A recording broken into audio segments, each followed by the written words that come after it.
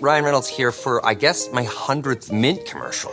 No, don't. I mean, honestly, when I started this, I thought I only have to do like 4 of these. I mean, it's unlimited premium wireless for $15 a month. How are there still people paying 2 or 3 times that much?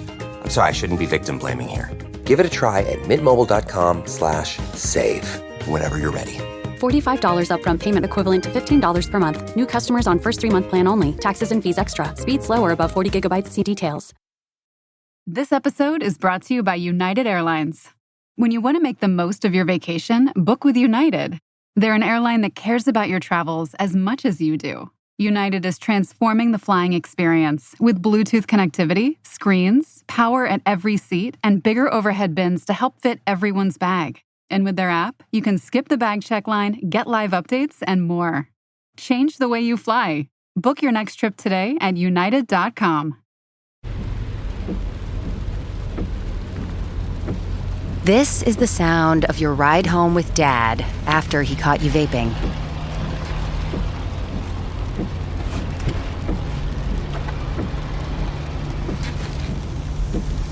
Awkward, isn't it?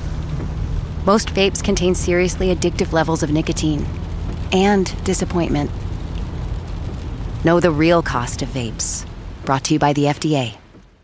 Minus 10, 9, 8, 7, 6, 5. It's one small step for man. One eyewitness, one major pop cultural event. You Had to Be There uncovers stories that shed light on our most iconic moments. Like the real enemy.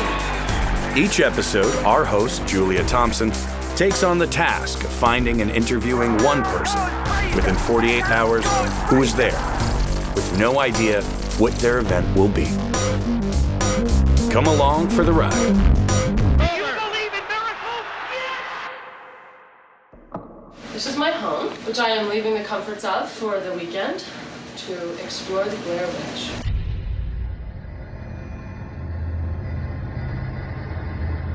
I can see you. I'm real excited about this. Thank you for the opportunity. I'm very glad. This area's been haunted by that old woman for years. I don't know why you have to have every conversation on video. Because we're making a documentary. Not about us getting lost. We're making a documentary about a witch. I don't. We're lost. Admit that first. No, I know we're not lost. You're all over the place. But how do we know it was people? Well, even if it wasn't, I'm not going to play with that either. And it's all because of me that we're here now. Hungry and cold and hunted. Just want to apologize to Mike's mom and Josh's mom and my mom. Tell me where you are, John!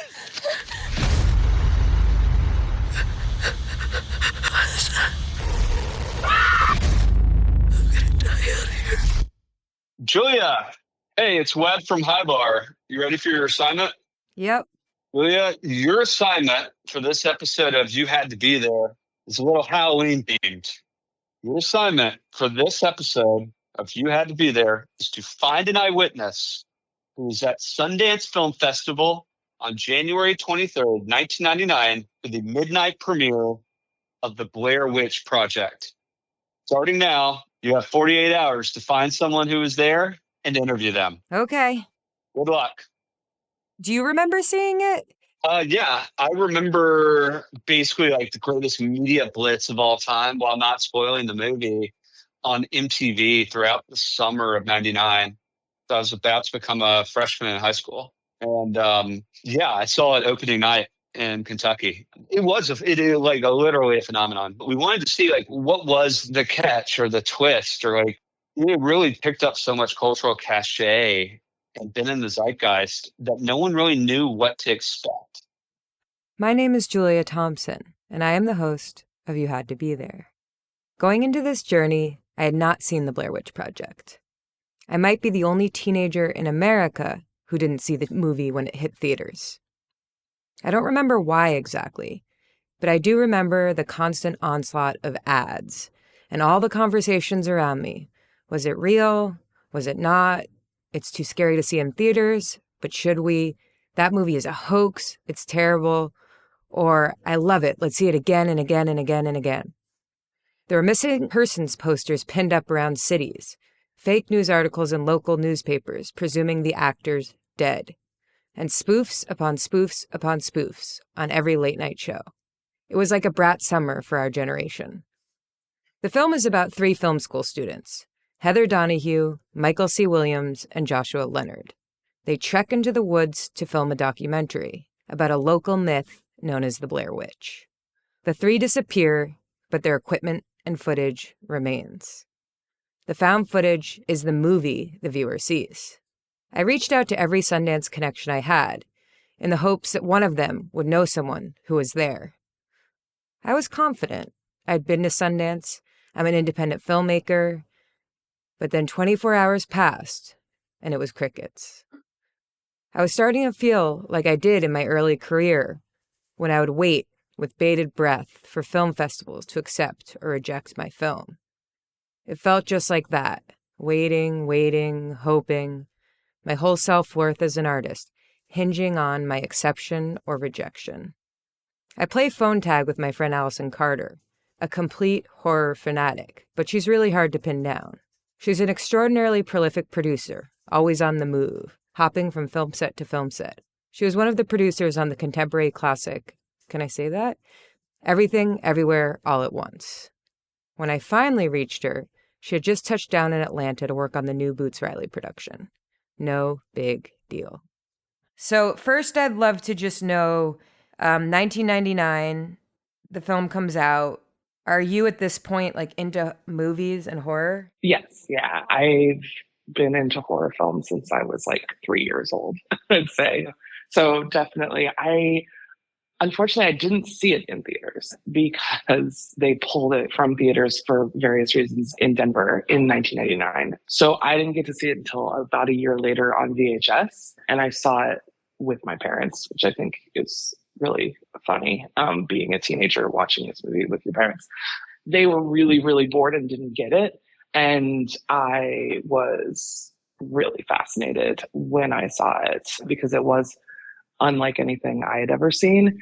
And because it was, found footage and because it was shot on such low quality cameras, like it felt very, very real to get into like these people's lives. Like you just kind of like felt like you're watching something you shouldn't be watching.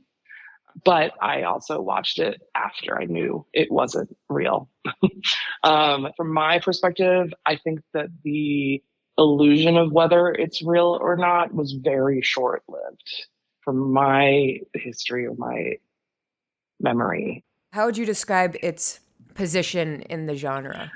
First of all, before that, from what I know, independent horror never really had made it to broad audiences. The history at the time was straight to VHS, very kind of schlocky, low budget stuff, but never made it to a theatrical space, let alone become part of a larger conversation where just everybody, even non-horror fans, were talking about this. And I think before, non-horror fans, the majority of the stuff that they were going into the theaters to see was very polished, studio, planned out horror.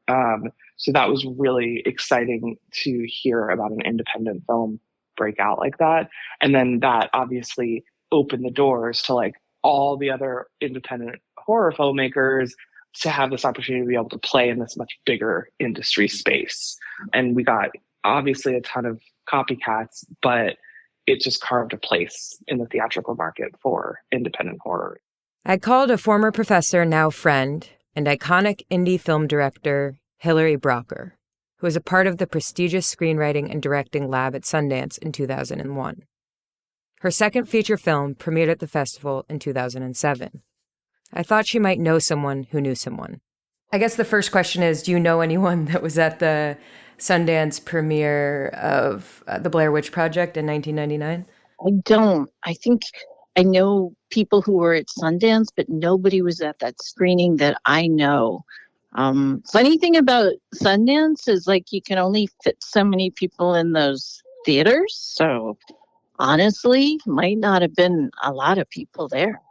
I'm just curious, like, what was the vibe like in the 90s and early aughts? Like, what was the Sundance scene like? Again, I can't really speak to the Sundance seen as part of it in the 90s. I was definitely on the outside with my nose pressed to the glass. Like, can I come in? Can I come to this cool party, please? And the thing about Sundance in the 90s to an indie filmmaker is, it was kind of perceived as a golden ticket. And I guess it was, in fact, because it was such a site of acquisitional fervor and heat. And even the sort of coronation of it had taken on a kind of heightened meaning, like, this idea that every year somebody new and fabulous and edgy would emerge from this festival. And I think by 99, I was sort of frustrated with looking in at a party I was not invited to. And that probably biased my feeling about Blair Witch, because I felt a little, sort of excluded on my own behalf, as well as on behalf of other filmmakers. That's interesting you say that, because that's kind of in the feeling, like, I guess this beginning of the conversation is like, okay, I had all these contacts in the beginning. I reached out to all of them. I was like, oh, they're going to get back to me. And they haven't gotten back to me. And now I'm like, fuck.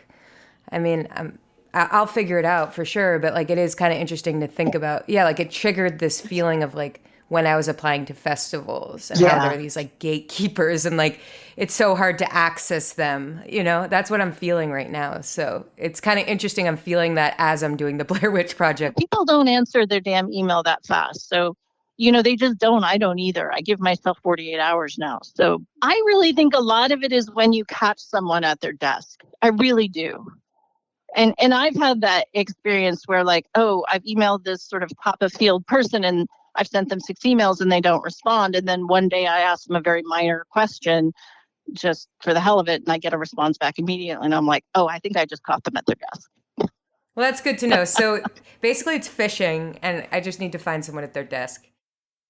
I took her advice and I bumped the 5 emails I had already sent out in the hopes that I would catch someone at their desk. I refresh my email 5 to 10 times an hour. Finally, I leave to go to a doctor's appointment. I walk to the subway. Nothing. As the train sweeps into the station at Utica Avenue, my phone vibrates. So I'm Rachel Cohen. I'm a film producer. And in 1999, I was a director of development and acquisitions at Artisan Entertainment. Were you at the screening of the Blair Witch Project at Sundance in 1999? Yes, I was. Yeah, if you could just set the scene, like Sundance 99, like what brought you there and what was the vibe? Well, yeah. So Sundance 1999 was my first Sundance. I had joined Artisan Entertainment in like April of 1998. And at that point, it had grown out of Live and it was new independent film company. And I was hired to do development and acquisitions. And I knew development because that was my background, but I really barely understood what acquisitions was.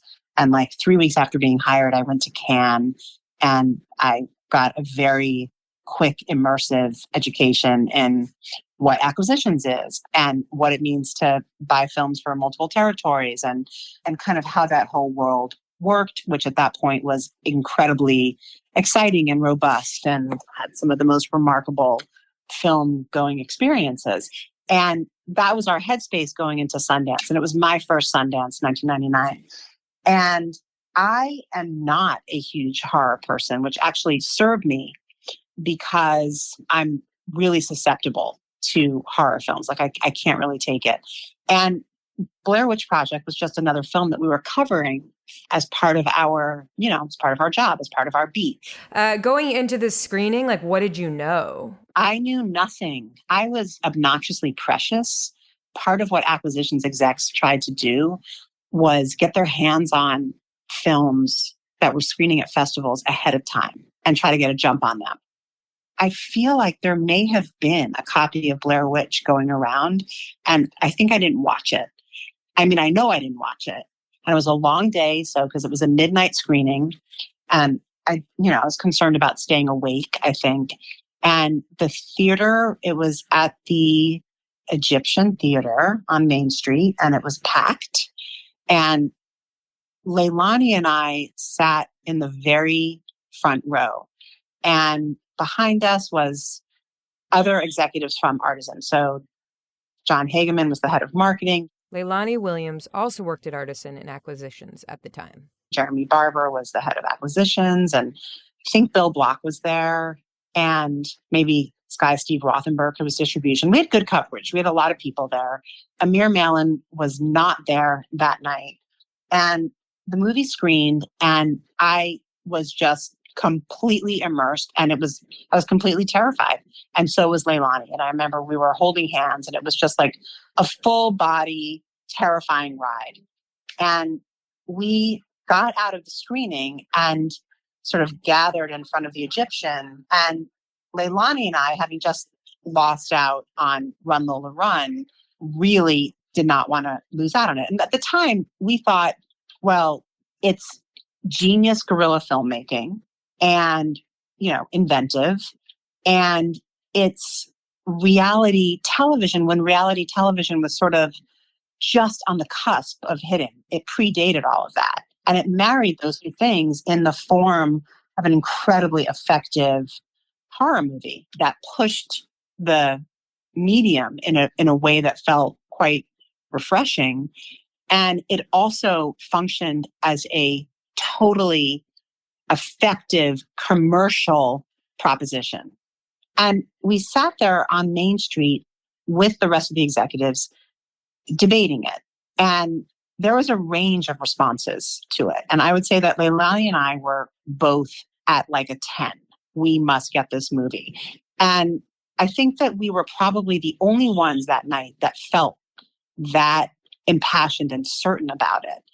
And Bill Block, to his credit, actually, I do remember, I think that we all kind of scattered. And I feel like I want to ask Leilani this, but my recollection is that we sort of like ran after, it sounds so dramatic, we ran after Bill Block, and we were like, no, we have to try to lean into this tonight. Yes, it's 2 a.m, but we have to lean into this tonight. We can't lose it. Look what just happened with Run Lola Run. It's such a competitive environment. And we're sick of losing out to Miramax and whomever else. And Bill was like, okay. And he called Amir, and it was probably 5 a.m. in New York where Amir was. And it was, I don't remember how long it took to negotiate, but I don't know, 24 hours later, I don't even know, we got the film. And I guess the rest is history. And at the twilight of my 48 hours, as luck would have it, the lead actor, Heather Donahue, returned an email I had sent her via her website early on in my journey. I never in a million years thought one of the lead actors would give me the time of day, especially with no introductions or I know someone who knew someone that knows someone. We weren't able to connect that day, but she recommended another lead actor, Michael Williams. I caught him on his cell at 8 a.m., just before my 48 hours was up. He was en route to a horror convention in Hartford, Connecticut. Okay, cool. So were you at the 1999 premiere of the Blair Witch Project at Sundance, at the midnight screening at the Egyptian Theater? I just couldn't tell you with all assuredness that I was at the very first screening, which is kind of crazy to say. How did that work? I flew my own way to Sundance, and there was probably an opportunity for me to pick up a shift with what I was doing. And I was like, okay, I'll get there when I get there. I'll definitely get there, but I can't get there on that day because I think I was 26 and an actor in terrible off Broadway stuff in Manhattan and doing little tiny independent films. So, and that production company hadn't sold the movie yet, so they certainly weren't flying us all out.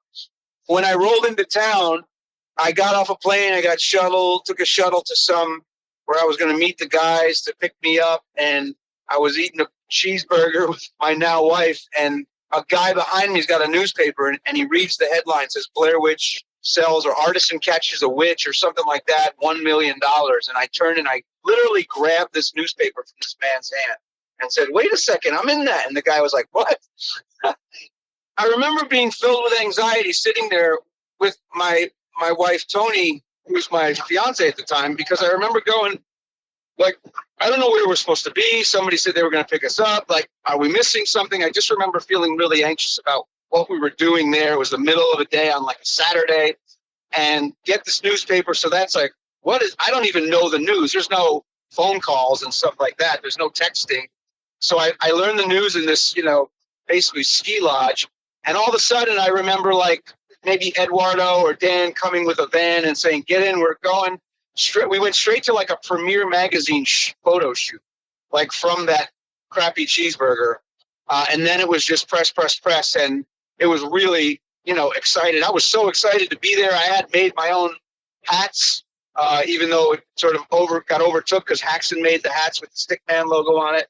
The film getting into Sundance for me as a young actor was like, I thought maybe it was maybe the most pure and beautiful experience as a young actor.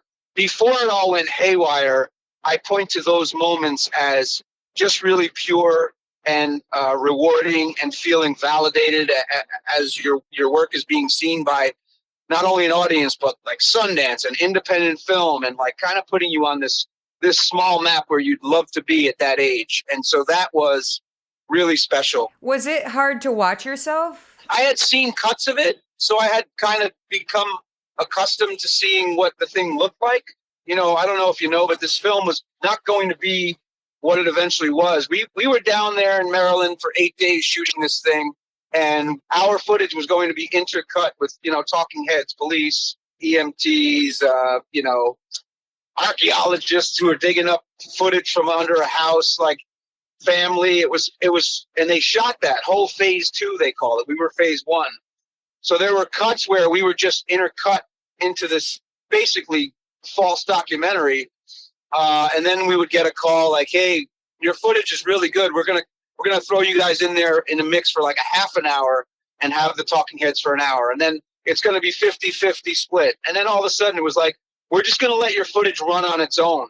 So they sort of had a screening in Manhattan, Anthology Archives. And I think it was a 2-hour cut.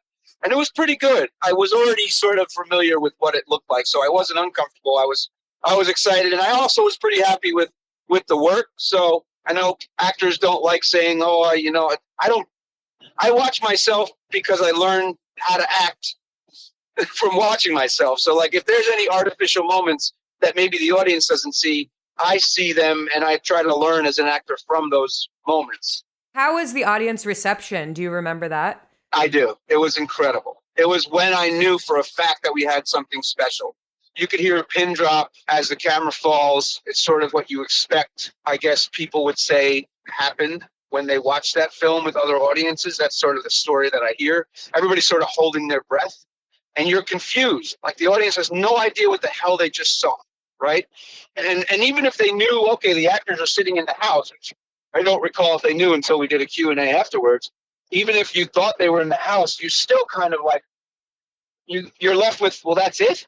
This feeling of being kind of ripped off, which kind of either pisses you off or adds to the experience because you're like, now I'll never know because it's Mike just standing in the corner and I still don't know. And that's the end of it. And I'm not going to see any more of it. Sopranos screen going black, that feeling of that's it. And that works. So it was an amazing experience to be with one of those, first audiences. And a really quick thing that I will never forget. I guess Screen came out in probably 97, maybe I want to say. And I was a huge fan. And I think for my generation, sort of Gen X, that was, sort of, to me, turning the horror genre on its head a bit. Tongue-in-cheek, but scary and funny. And scary and funny was Matthew Lillard, who I was a giant fan of from that film. And then I watched like SLC Punk, which I think was a Sundance thing. And I would quote him a lot from that movie, just as my buddies and I would be hanging around. And he was sitting behind me at the Sundance screening. And I will never forget his reaction. And then I turned around because I couldn't help myself as the lights came up and he was talking with his friends. And he just like put his hand on my shoulder and he was like, dude, that Matthew Lillard energy. He's like, this thing was amazing. Holy shit. It was just, I couldn't have like asked for anything better. Like that was like an acting hero of mine from a huge fan of that film. So that was a really fun experience where he like lost his mind. It was so much fun. You lived the dream. Like that is crazy. Yeah, it was cool. That's so awesome. Yeah. So what was the Q&A like? Just because, I know what happens with the rollout of the ad campaign, but this was before that you guys had committed to like, we're going to confuse people if this is real or fake. Yeah. And like without social media, it works because you can kind of have a Q&A with a couple pictures that just get, who knows where they go on a Sundance website for a couple days. I don't even know. The Q&A was as they are even to this day, and I'm doing one this weekend at this horror convention. It's just like, how did you do it? Like, how did that work? What happened? Did they really just dump you? Did they, what went on? And of course, as much technology as we have now, people still don't really grasp what we did out there. And I don't take credit necessarily, all the credit for sure, but even some of the credit, most of the credit for how it works was to the filmmakers, right? It's like to the planning and preparation to get us there, to give us a GPS before there were cell phones. And so a lot of the talk was focused on that.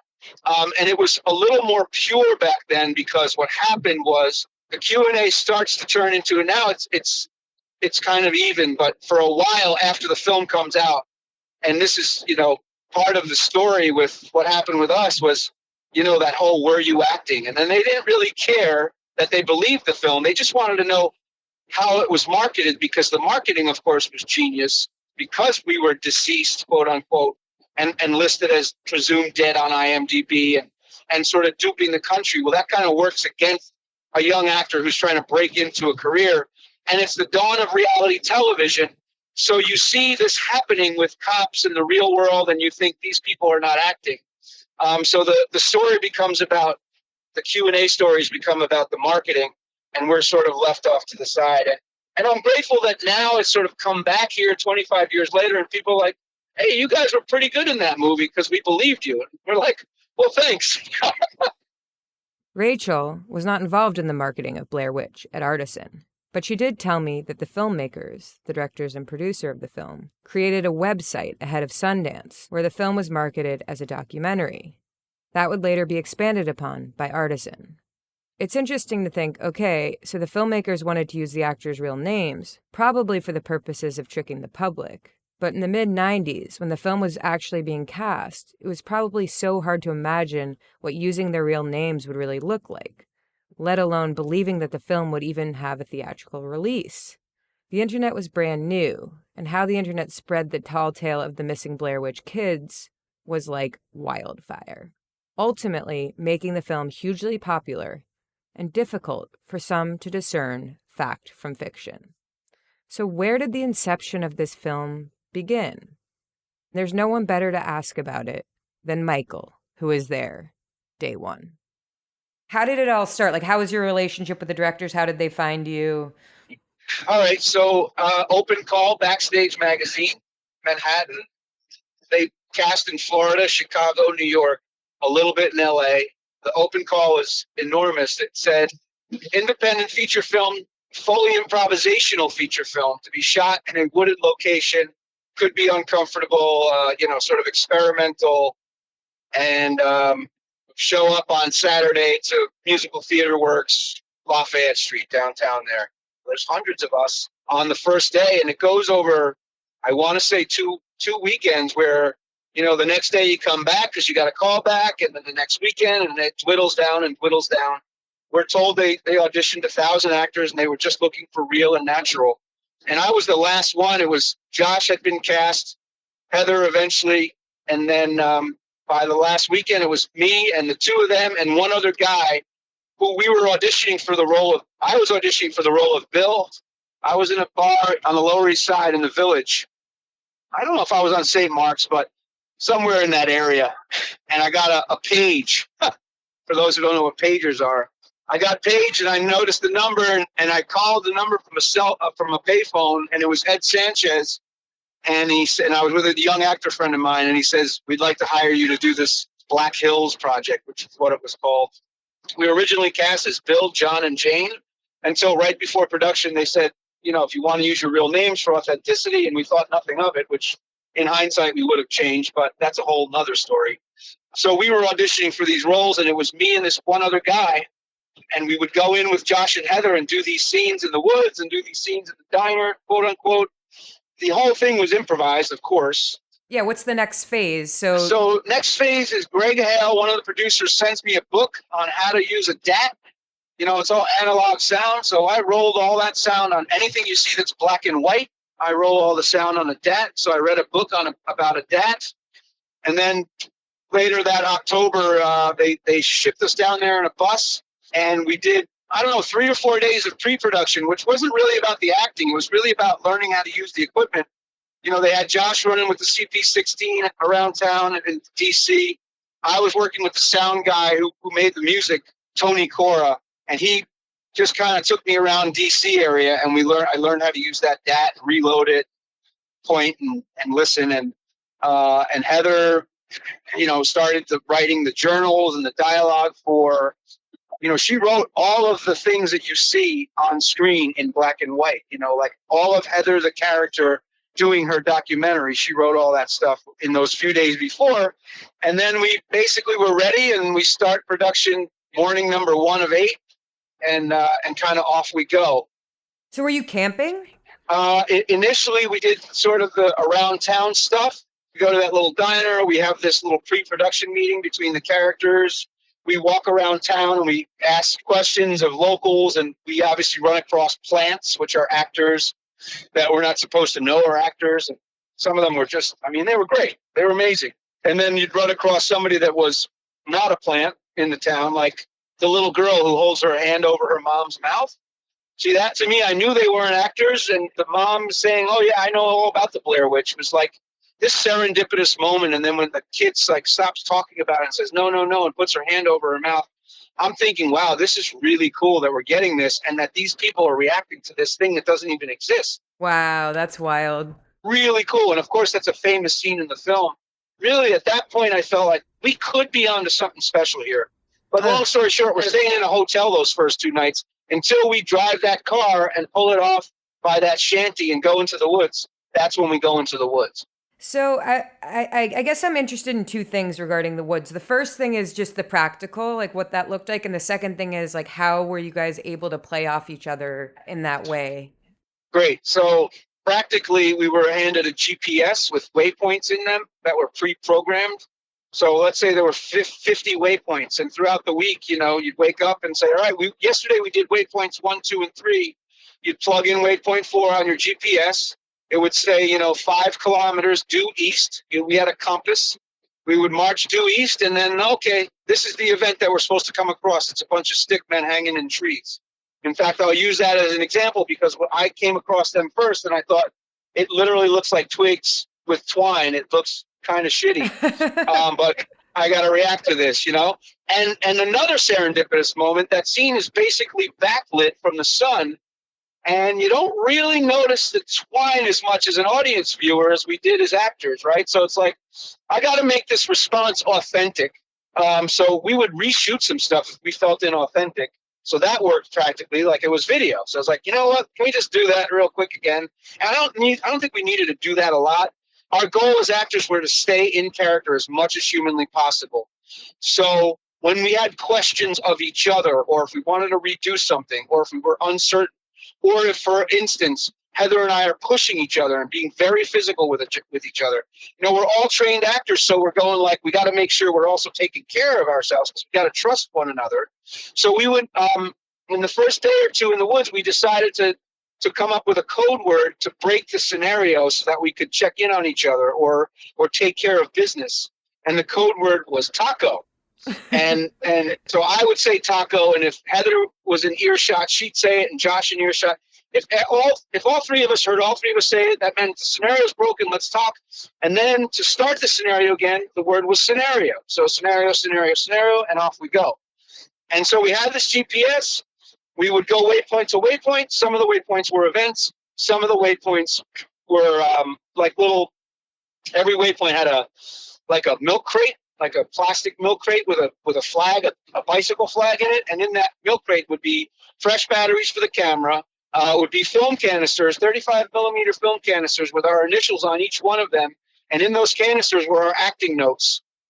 So it would say, and it would all the notes we couldn't share with each other. So the point of the notes was to further the story and also to create conflict between the characters.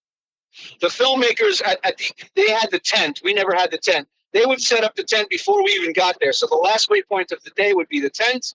At the tent, we would dump the day's footage in the milk crate. We'd wake up. There'd be fresh tapes, fresh batteries, some food, and they would be home watching these tapes as much as they could overnight to see where the arc of our relationships were going. And they would make decisions based on that about, okay, obviously they had a guideline and a map of what would go on, but I think some of what our relationship became adjusted how they would move the characters forward. And the classic example of that is I was supposed to be taken out of the woods on whatever night Josh got taken out. But instead, Josh and Heather's relationship got so strained that they felt they couldn't maintain that relationship as long as they could maintain mine and Heather's. So we woke up one day and Josh was out of the tent. And I thought to myself, I just got a bigger part. Wow. Yeah. That's why. So you were like in the know and out of the know kind of at the same time. Yeah, exactly. What kind of food did they give you? At the beginning, sandwiches and, hard-boiled eggs and a banana and granola. And by the end, it was less and less. They wanted to make us uncomfortable. They didn't starve us. But, instead of 3 meals a day, maybe we were down to 1 at lunch. I don't recall. I just know it was less and less.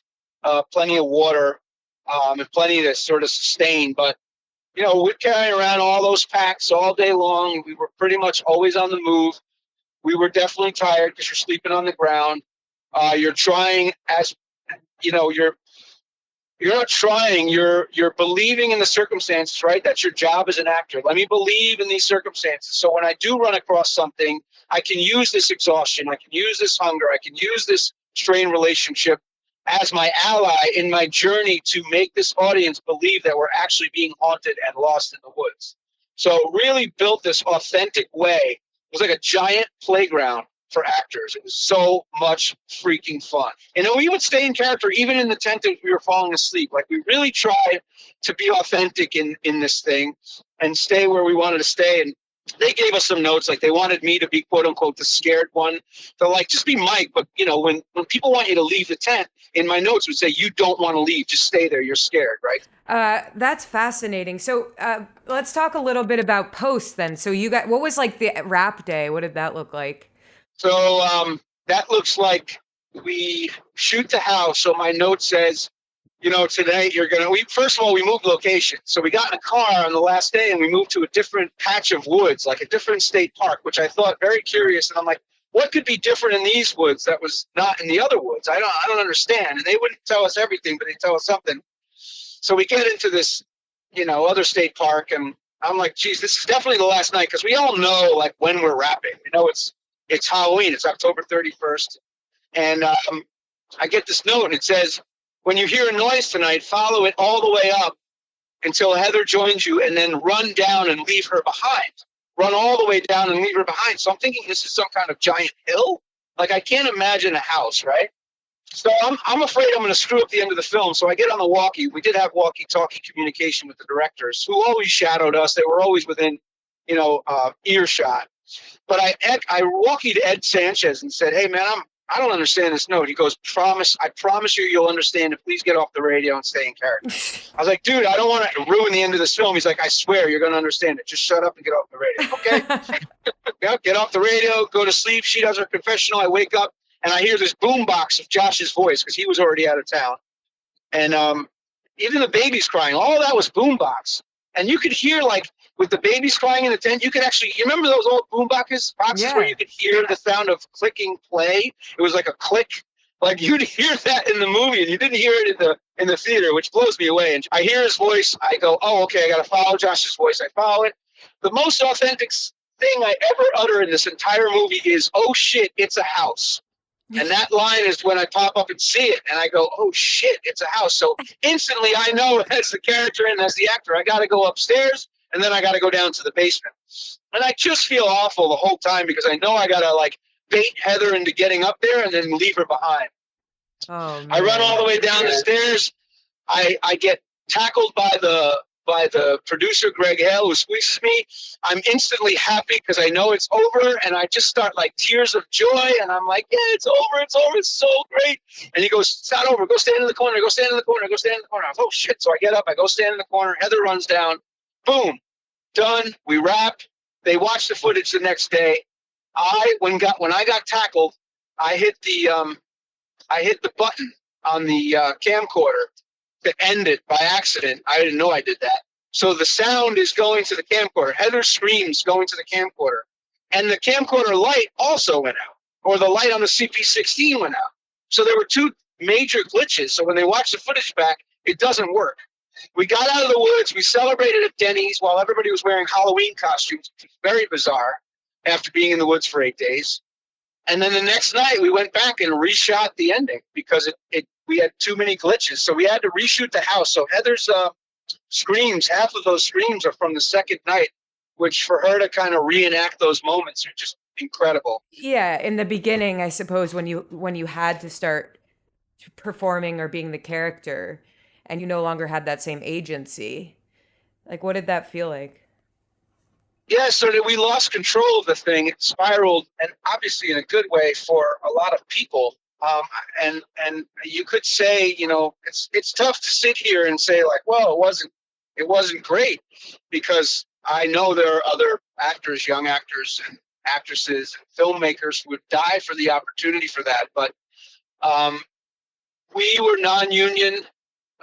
We were independent, using our own names, improvising. Like you said, nobody was really ready for that. People thought we were actually scared. Number one question for 10 years is, were you scared? And when you say no, well, there's a way to say yes, which is yes, because that was my job and I have to believe in the circumstances. But I have to get myself to that point. Of People course. don't understand that, right? They go like, no. You just didn't know those guys. You didn't know what was happening. They want to believe the narrative. And so much so that I sat in front of a giant head of casting for a huge network who challenged me at 26 years old. And at that moment, I was like, oh my God, I have to prove that I'm an actor, Did people like when the film was happening, people recognize you, I assume? Oh yeah. Oh God, yeah. Yeah. So what was that We were like? being chased around by paparazzi and people walk up to you in the street. And I just had all kinds of experiences where just people felt like they knew you and they know your name, your whole name. So they didn't call you by the character name. They called you by your name and they'd say, love it, this is awesome. Or lots of times, F you, I hated that movie. I had a guy pointing in my face. I hate that movie. It's like, okay, just leave me alone, dude. It was like, what's going on here? Well, you're onto something good if people either hate it or love it. Yeah. Right? Well, that was always the case with this film. It's like, obviously a lot of people hate it, but when you hate something, you talk about it, as we see on the internet, unfortunately. But there was always attention on it. Always. What a life, man. Like, you've lived such a crazy life. The current owner of the Blair Witch franchise is Lionsgate, and they're slated to do a reboot of the film with Blumhouse. And on the heels of that news going public in April of 2024, the original cast sent an open letter to Lionsgate asking for retroactive and future residual payments in consultation on future projects. The open letter did catch the attention of media outlets, including Forbes and Variety, who subsequently published articles describing the actors' stories and emphasizing that the actors made very little money despite the film grossing $250 million. There has been no resolution to their current asks as of this podcast's release date. Ah yes, the magnificent Trolley Sourbright Crawler, also known as Trollicus brightolus. The worm's captivating neon colour makes it an easy gummy prey. Trolley! It's a surprisingly sour, invitingly chewy, staggeringly snackable species unlike anything else found on this planet. Eat me! Delicious. Visit Trolley.com to shop now. Trolley, eat me! It feels like you can get your credit scores anywhere these days. Random websites, card statements, budgeting apps, heck, even your dog might bark out a few numbers. It's true. Credit Karma isn't the only place you can find them. But we actually do more with your scores to help you find your next financial opportunity. Like a more rewarding credit card, a game plan that helps you pay down debt faster, or a personal loan to help you save more on interest payments each month. Cha-ching! The possibilities are kinda endless. Download Intuit Credit Karma today to get started. Hey, it's me, the Quenchies. I'm that late afternoon craving you just can't shake. Wait, what's that? Welch's Grape Aid? No! Made with real fruit and no added sugar, nothing answers the call of the Quenchies like Grape Aid. Got the Quenchies? Grab a Grape Aid in your juice aisle. The #1 selling product of its kind with over 20 years of research and innovation. Botox Cosmetic, onabotulinum toxin A, is a prescription medicine used to temporarily make moderate to severe frown lines, crow's feet, and forehead lines look better in adults. Effects of Botox Cosmetic may spread hours to weeks after injection, causing serious symptoms. Alert your doctor right away as difficulty swallowing, speaking, breathing, eye problems, or muscle weakness may be a sign of a life-threatening condition. Patients with these conditions before injection are at highest risk. Don't receive Botox Cosmetic if you have a skin infection. Side effects may include allergic reactions, injection site pain, headache, eyebrow and eyelid drooping, and eyelid swelling. Allergic reactions can include rash, welts, asthma symptoms, and dizziness. Tell your doctor about medical history, muscle or nerve conditions including ALS or Lou Gehrig's disease, myasthenia gravis, or Lambert-Eaton syndrome and medications, including botulinum toxins, as these may increase the risk of serious side effects. For full safety information, visit BotoxCosmetic.com or call 877-351-0300. See for yourself at BotoxCosmetic.com. Back to producer Allison Carter. But yeah, I mean, to kind of touch a little bit on my POV of the cast of that movie and what they must have experienced the years following is before that movie, that was around the same time that, the real world was picking up, is like the concept of the everyday celebrity was still a very new thing. And I don't think anybody knew what to do about it, including like I think right now, if you're like a young person and you engage in a movie like this, you'll know to ask for things, but you'll also know how to hopefully build a good team around you and brand yourself and become like an influencer, in some way. It's like this concept that a normal person can make a ton of money just by existing in these places. Like social media, that just like was not, I don't think anybody could have ever conceived that in 99 as a possibility. So your only path was really like going up the ladder as an actor. And if you start and you're just, it's your first role, and the movie blows up, it's like that still kind of happens today. Anytime a movie that has no name actors blows up, like the odds those actors are suddenly rich or have, are set for life is just not a reality, even to this day. And it's like the success of pulling off the trick of that movie is to hide the actors. Like it would have been, I think about like there's a movie called Cannibal Holocaust where I think the director made the actors sign contracts saying that they would go into hiding until the release because he didn't want to spoil the surprise. He wanted to make people think that what he was filming was very real, to the point where he was arrested. The director was arrested because they thought he had actually participated in the murder of people that were actors. That's another really fascinating, predating Blair Witch. And I think the reason why that, movie wasn't the first one to blow up is because it's incredibly violent. And he did ultimately get served with some sentence for harming animals on screen. So Cannibal Holocaust is an incredibly extreme version of what Blair Witch is, whereas Blair Witch in itself, just like Paranormal Activity, they're not extreme. They're very not NC-17 rated movies, which makes it, I think, even more accessible to teens and families like me watching it with my parents. There's no risk of me seeing something in front of my parents that is going to traumatize us in Blair Witch, which I think made it even more of a broad appeal and probably like helped secure the PG-13 horror boom that was kind of happening around the same time and continued to happen through the early 2000s, where studios were really pushing horror movies to be PG for that reason. They thought they'd get more. Back to Rachel Cohen. How did you being so impassioned by this film impact your career? Well, I certainly didn't get rich off of it.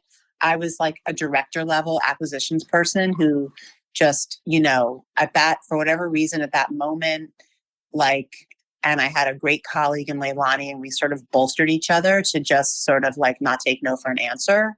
And it was a good one to not take no for an answer for.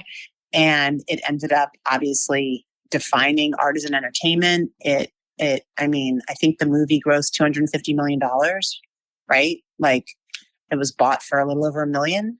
And Artisan we did put some money into, there were some reshoots that we did, particularly around the ending. And I do think that it made the film stronger. And it was a huge, it was a windfall. It was insane. And it changed my life. Like I got a raise and I got a title change to like VP or SVP or whatever it was. And I did, I got offered a job actually at Miramax, which luckily I didn't take for a few reasons. I mean, it was really fun and I was really proud of it.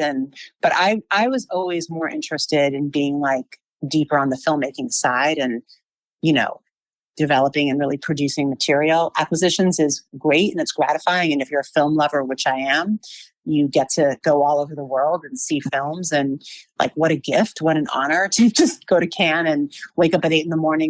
and, go see, a David Lynch film or whatever it is. And, but you're removed, you're seeing everything after the fact. So, a lot of people got, made a lot of money from the Blair Witch Project and Artisan. I was not one of them, but that's okay. I was a 29, 30-year-old person and I got to do my job, and thank you. They listened, and I'm really, I'm glad Blair Witch had its moment. Back to Allison Carter. I think Blair Witch was also made with an indie aesthetic, which inherently makes it feel cool because it's not beholden to the studio story structure rules. They made an entertaining film that was not fitting in the sort of narrative of all the other horror films that were being made within the studio system. They were combining indie experimental film ideologies into a horror film, which is another thing that we're so lucky right now to have an era where horror films are respected and are doing really well, and people get to take risks and make really intelligent art in horror, in a way that horror at the time of Blair Witch was an incredibly not respected genre. When I first started watching horror movies, if Rotten Tomatoes, when Rotten Tomatoes started, which I think was early 2000s, if they gave a horror film 20%, I knew the film was going to be really good.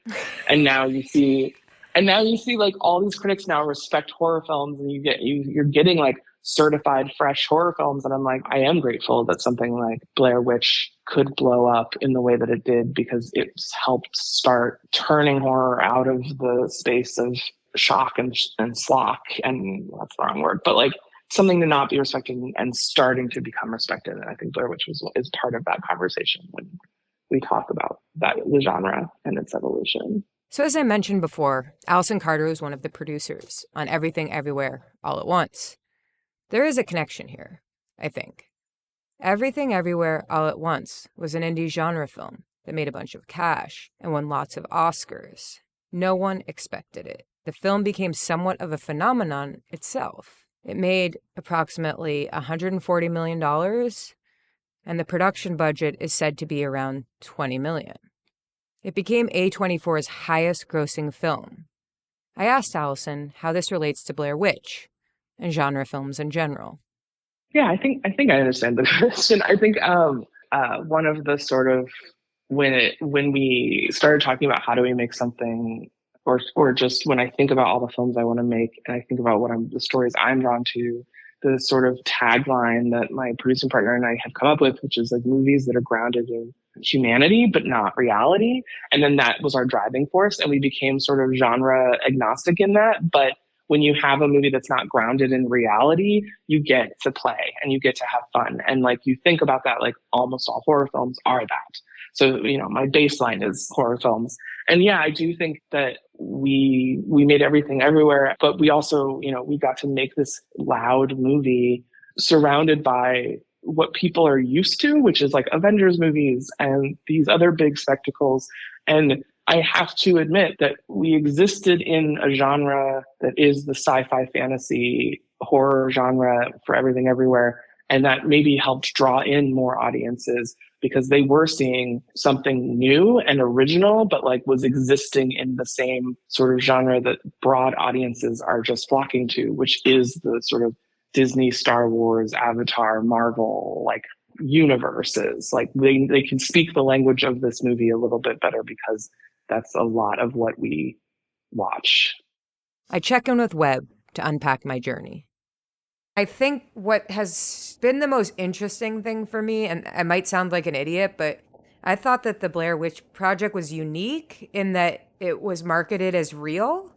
But the reality is there are a lot of horror films, including like Texas Chainsaw Massacre, that were marketed as real. But what made this one unique is that it was sort of at the beginning of the internet, I guess. Like, do you have thoughts on that?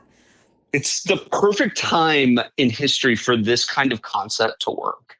If it's a year or two later, it does not work, full stop. And if it's a year or two earlier, it'd be a lot harder to market. A lot harder to market because you can't seed the elements of reality. Then it just ends up at Blockbuster. But I do think conceptually it works, but I think in terms of an audience believing that it's real, that wouldn't have happened. No. But conceptually, for sure it works. Just like Texas Chainsaw Massacre works. But there's the additional leap. It made a lot of money. And I think without the campaign aspect to get the skeptical or the curious into the theater beyond just the horror crowd, the internet really did have a gigantic impact. I also think, like MTV did too. Like they were marketing the hell out of it.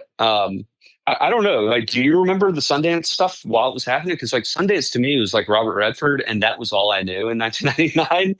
Yeah, I think what I've learned on this journey is that it's hard to discern a complete logical trajectory of why something is a you had to be there.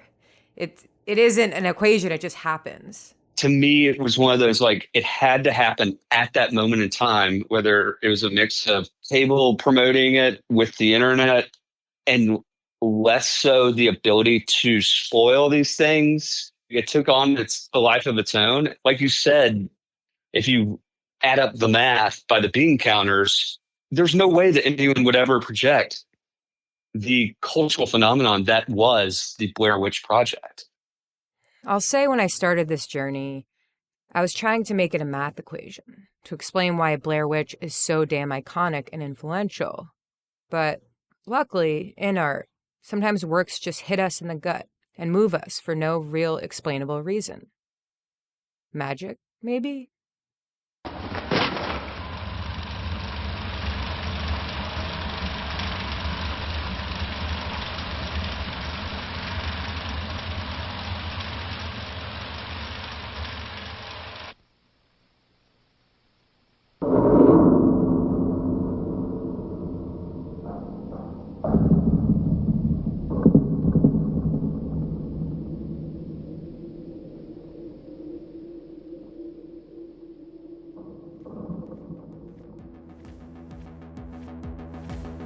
You Had to Be There is a Hi Barr production, created by Hi Barr.